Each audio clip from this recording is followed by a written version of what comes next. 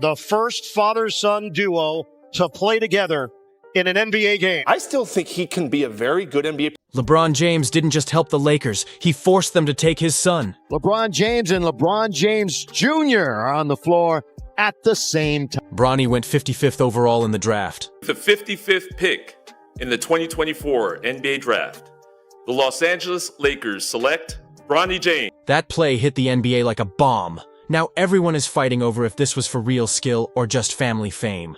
I mean, it's been great to see and to watch.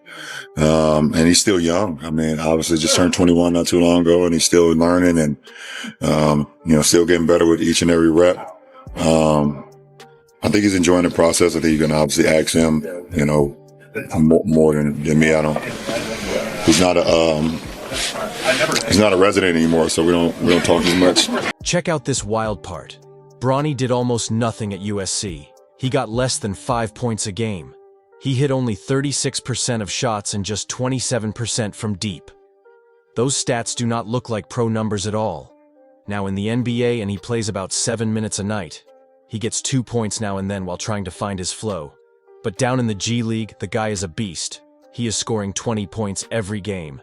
He shows he is too big for that small league. But he is still not ready for the huge NBA stage just yet. James, the son of LeBron James, suffered a cardiac arrest during a USC practice session on Monday. But things flipped fast after that scary heart attack moment. That almost killed his dream before it started. That event did not just spook the fans, it flipped LeBron's entire plan. Suddenly, time was running out. He stopped waiting for the right day to come. He said, right now. He had to play with his kid before his own career was finally over. And we don't need to expect but so much out of him as a player. You know what the most exciting part is? You got a guy, LeBron James, entering his 40th year on this earth. That's going to be more hyped, more inspired, arguably, than ever before. Soon after, LeBron said something that scared every boss in the league. He said before he quit, he wanted to play 1 full year with Bronny on his team. As soon as those words hit, every team started a plan. Because picking Bronny did not just mean a new kid, it could mean getting LeBron James himself. Fast as light, Bronny went from a raw kid to a golden prize. Teams saw him as a 2-for-1 sale, a way to grab the king and his son. But the fact is, Bronny is still learning the game, playing less than 10 minutes, and getting only 2 points a night in the NBA. And that is the wild part. LeBron's secret plan to help and lead Bronny hits one big question. Is the NBA truly where Bronny James needs to be right now? Bronny James was born in 2004, back when LeBron was only 19 and new to the NBA. From day one, Bronny did not just grow up near hoops, he lived in it. Big gyms, team planes, locker rooms, and NBA stars were his normal life. While most kids learned how to ride a bike, Bronny was learning how to live under the hot lights of fame. Now we have to look at 2 big things. First, how did LeBron's tight grip and overcare actually slow down Bronny's growth? And second, what does that huge gap between his G League wins and NBA losses really tell us about him being picked too soon? See, unlike many star dads who stay away, LeBron was deep in Bronny's life. He did not just show up for photos. He was picking which sports Bronny could play, which coaches he could use, and where he would grow up. LeBron even told him no to football because he thought it was too scary. Back then, no one was thinking about the NBA or draft picks yet. But looking back, it is clear LeBron was already thinking ahead. He did not just want to help Bronny. He wanted to build his whole road, making sure no one else could change it, even if that meant moving fast before his son was truly ready. Everything changed when Bronny went to Sierra Canyon in 2019. That is where his hoop life went, to a new level. This was not just a normal high school. This was the center of famous hoops in Los Angeles. Cameras were all over. Fans filled the gyms, and every single game felt like a big movie show. But behind all that loud noise, Bronny's start was small. He got just over 4 points a game as a freshman. Then came more bad luck. In his second year, Bronny hurt his knee, missing almost the whole year. Still, the big hype never stopped. Because when your last name is James, the fans do not care about hurts or stats. They stay on you. When he finally came back tough for his last years, Bronny showed real growth, jumping to 9 points as a junior and about 14 as a senior. He got more rebounds, played tough defense, and made the All-American game where he hit 15 points at the end.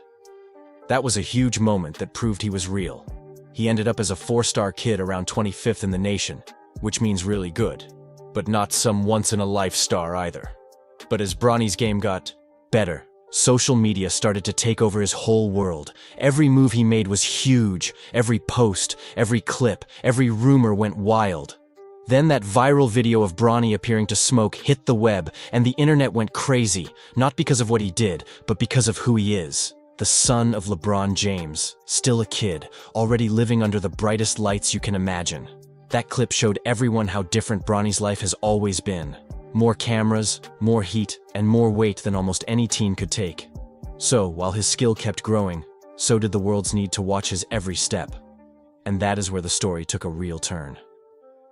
On the court, Bronny did not face big trouble after that leaked film. But the hard part was that other kids could mess up in secret. While he made mistakes in front of the world, every move became a front-page story, and that changes everything. Even when he played well, people were not just talking hoops, they were talking about LeBron's son. It was not about stats anymore. It was about the image, the name, and the pressure of being a James. When Bronny left Sierra Canyon for USC, the hype followed him. But things got messy fast. He started his college year getting less than 5 points a game with few touches and almost no big plays. He had some good games here and there, but nothing that made people say, yeah, he is the next star. By the end of the year, the truth hit hard. Bronny was not winning big, and his rank stayed low. The dream did not match the news. Then, out of nowhere, it all fell apart. July 24th, a day no one saw coming. During a normal practice, Bronny suddenly fell from a heart attack. The gym went cold. Doctors ran in, help arrived, and the whole sports world held its breath. He went to the hospital in bad shape, and for hours, no one knew if he would live. For the first time, the talk about Bronny was not about hoops. It was about staying alive. Luckily, he made it through without long-term hurt. But do not forget, he was only 18. In 1 second, he learned a lesson most players never face that young. A career can vanish just like that. For LeBron, it was a nightmare. Watching his son almost lose everything changed him. Bronny was off the court for nearly 5 months, while other college kids were out there working, playing, and getting better for the draft. Meanwhile, Bronny was stuck doing heart tests, waiting for the green light to jog, then practice, then finally play hoops again. His return on December 10th was big. A comeback that had the fans cheering, but it was clear he was not the same guy yet. His flow was gone, his energy looked off, and most of all, he lost something huge: time. At 18, those months are everything. That is when kids should be fixing their game, catching eyes, and moving up the draft boards. Bronny did not get that shot. And right then, something started changing in LeBron's mind. He saw that maybe the only way to save his son was to take over the next step, even if that meant moving too fast. From then on, LeBron was not just a dad, he was taking over the whole story. But here is the catch. At USC, Bronny was never the main guy. He was not leading the team or calling plays. Over the whole year, his stats stayed low, less than 5 points a game, about 2 boards, and just over 2 assists. Those numbers do not say NBA ready. And that is why this story is so intense, because LeBron's next move would change everything for both. Bronny's shooting was tough, just 36% from the floor and under 27% from deep. For any normal player, that stat line means one thing: stay in school, keep working, and come back tough for year 2. But Bronny James was not a normal player. Not when your dad is LeBron James. Every game Bronny played was looked at like a science project. Every miss, every mistake, it all went back to his name. When he had a bad night, it was not just a struggle. Now people asked, does he really have the skill, or is he only there because of his dad?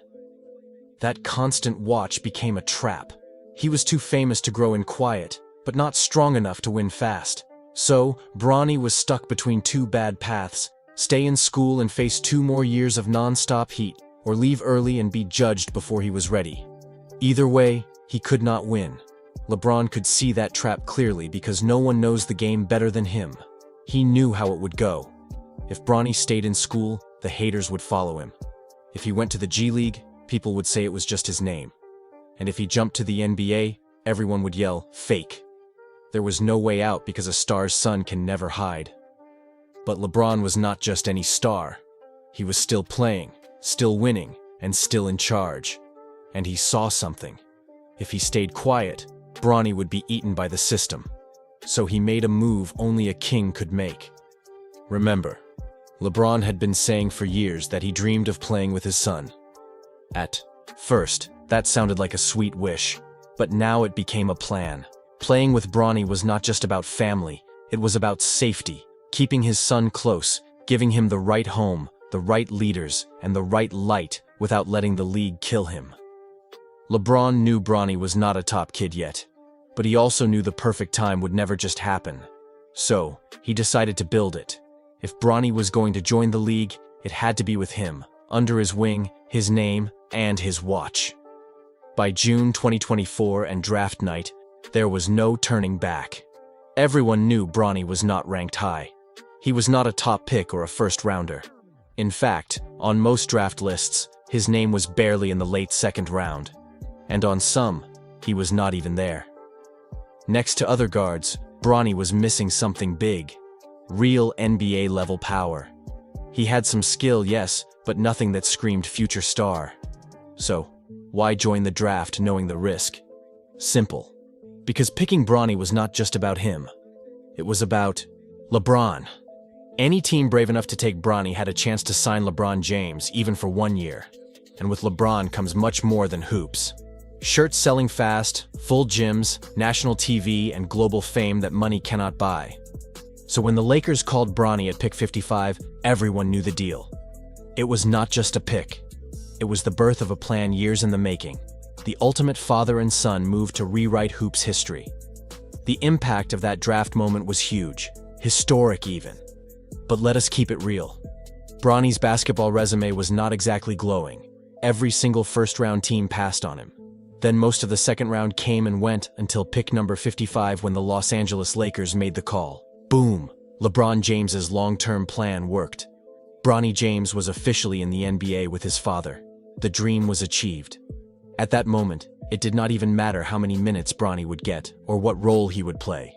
The hardest part, getting in, was finally done. But as every player learns fast, the NBA does not care about family stories. Getting drafted is one thing. Staying in the league, that is the real fight. Because in the NBA, nobody plays just because they have a heartwarming story. You play if you help your team win. Simple as that. And reality hit hard. From the first few weeks, the message to Bronny was crystal clear. He was not part of the main rotation. Most of his minutes came in garbage time when games were already decided or when the Lakers were short on players. For a typical 55th pick rookie, that is expected. But here is the catch. Bronny is not a typical 55th pick. He is LeBron James's son. That changes everything. Every second he stepped on the court was magnified and picked apart. Through the 2024 to 2025 season, Bronny suited up for 27 games, averaging just under 7 minutes a night. His stats looked rough. Around 2 points per game, less than 1 rebound, less than 1 assist, shooting about 31% from the field, and barely 28% from 3. Those are not flattering numbers, especially with the spotlight burning so bright. It did not take long before the Lakers made a move every franchise makes with a struggling rookie. They sent Bronny down to the G League to get more reps. But that is where things got interesting. At the South Bay Lakers, he suddenly came alive. He was averaging close to 20 points per game, showing real confidence and rhythm, like he finally had space to breathe. He looked smoother, quicker, and in control, proving he was far too talented for the development league. But here is the strange part. If he is that good in the G League, why cannot it translate to the NBA? That is the puzzle. It is not about effort or heart. Bronny clearly has both. It is about the difference in level, speed, and intensity. In the G League, he dominates. In the NBA, he looks lost. That gap says everything. So while LeBron's mission to bring his son into the league worked perfectly, the next chapter is not about getting there anymore. It is about belonging there. And that part might be tougher than either of them ever imagined. Now, here is the big question we are throwing your way. Did LeBron James's decision to push for Bronny's early draft spot and play alongside him actually hurt his growth by rushing him into the NBA too soon?